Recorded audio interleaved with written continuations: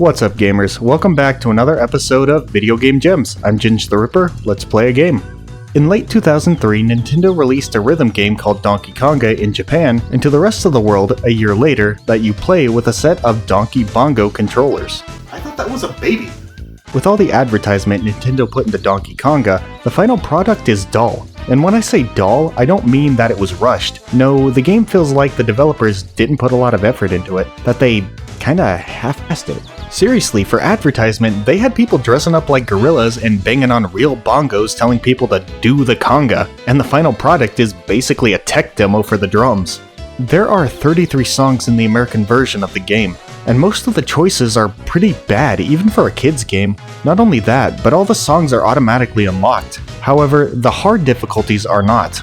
You have to play songs to earn currency to purchase the harder difficulties of each song individually. And while we're talking about the songs, here's a little fun fact for you guys. Each version of the game has a different set of songs. Japan has what I can only assume are songs that were popular at the time in the country. And because Nintendo never does market research, they just threw a bunch of random songs together for the North American version. There are only 2 songs that I like, and a few are okay, but the majority of them are terrible. I can't play them for copyright reasons, but trust me, they're not that good.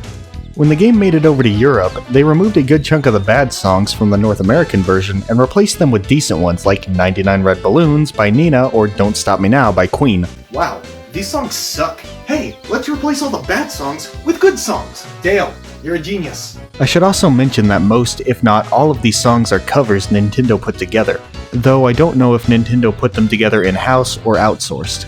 They're not bad by any means, they just aren't the official versions by the original artists, so take that as you will.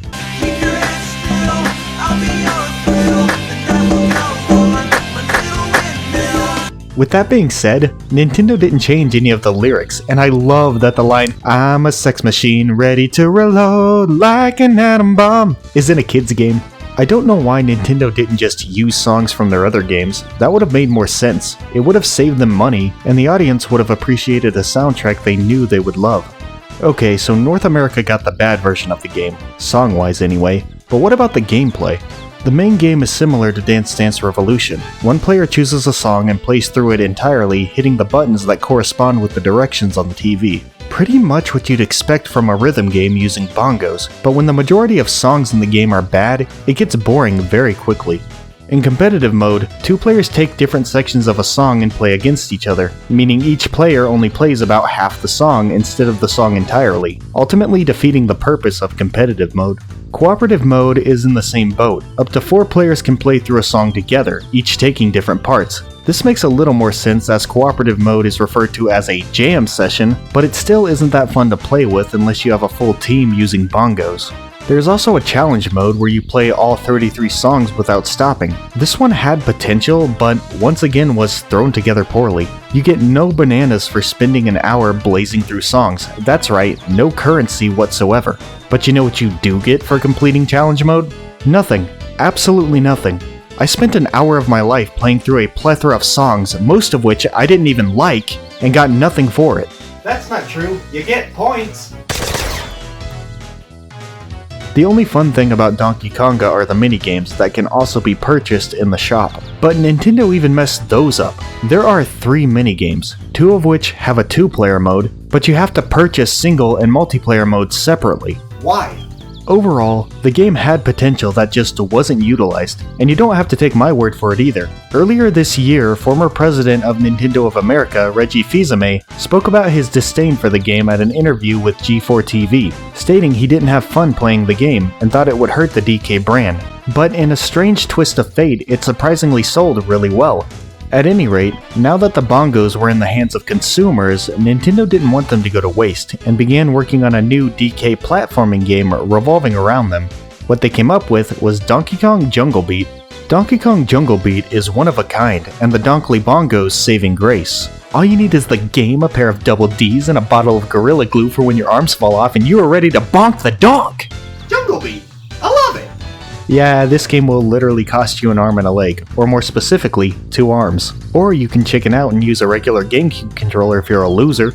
A crew of bad apesters have strolled into Donkey Kong Country planning to take it over with brute force. To get his jungle back, Donkey Kong must pursue and defeat them in battle, proving he is still the king.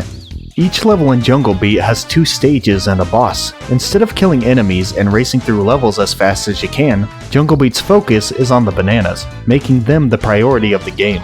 At the end of each level, you are rewarded with a bronze, silver, or gold crest depending on how many bananas you've collected. But there's a catch. There are not enough bananas in a level to snag yourself a gold crest. You have to build up a combination chain to multiply your currency.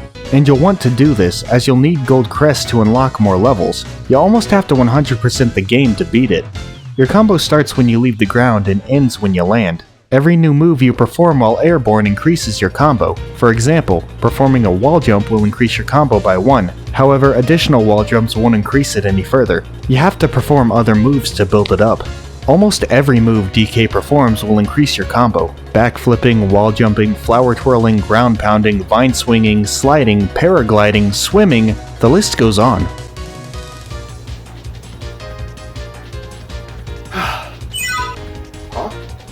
In most cases, it's pretty obvious which moves you have to perform to maximize your bananas. In rare cases, you'll have to get creative. You may find several ways to increase your combo that the developers never expected. Not only do you have to keep a high combo, you also have to find hidden bananas and collect them efficiently. Touching a banana only counts as 1, but by clapping while you're in the air, DK will reach out and grab the bananas around him, doubling their value. If you manage to grab a bunch of bananas before they disappear, you'll be rewarded with an extra bonus. With a combination of clever moves and high combos, you'll snag the gold crest with ease.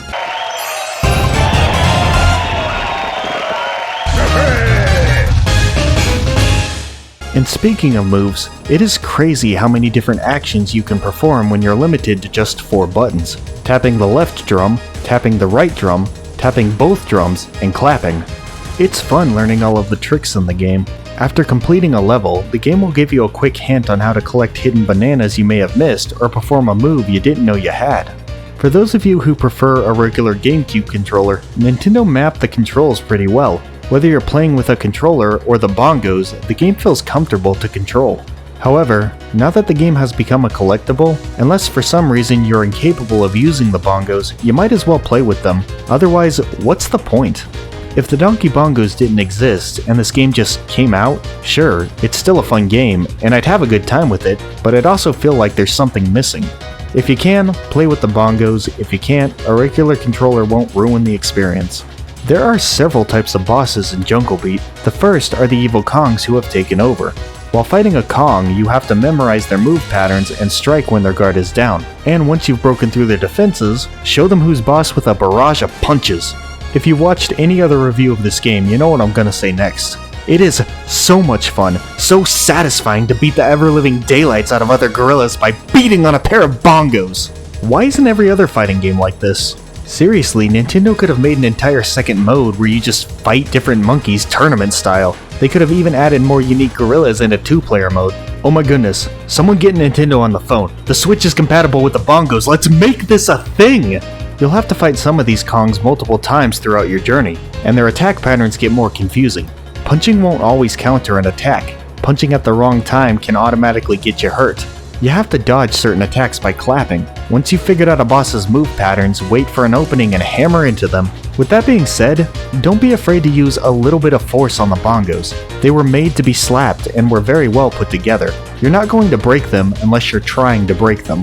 Other bosses include robotic elephants that shoot exploding pineapples at you, giant birds that carry black eggs, warthogs that throw electric coconuts, and more.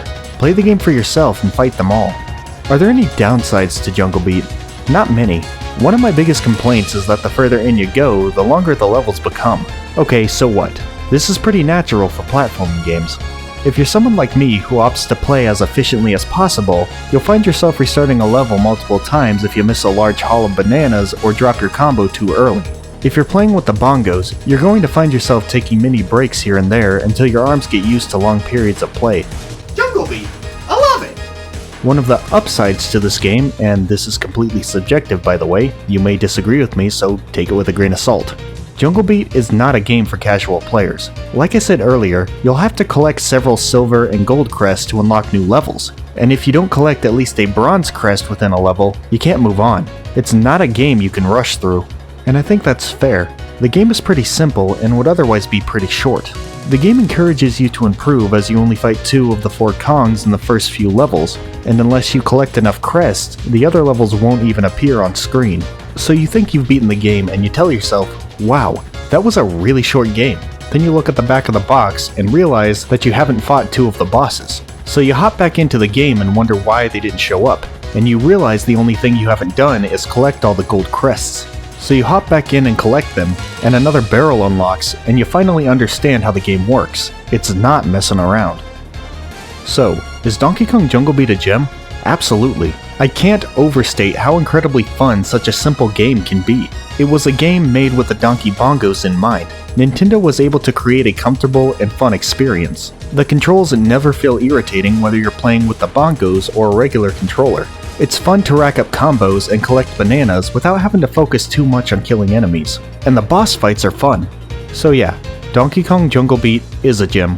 Thank you all so much for watching, and keep on gaming.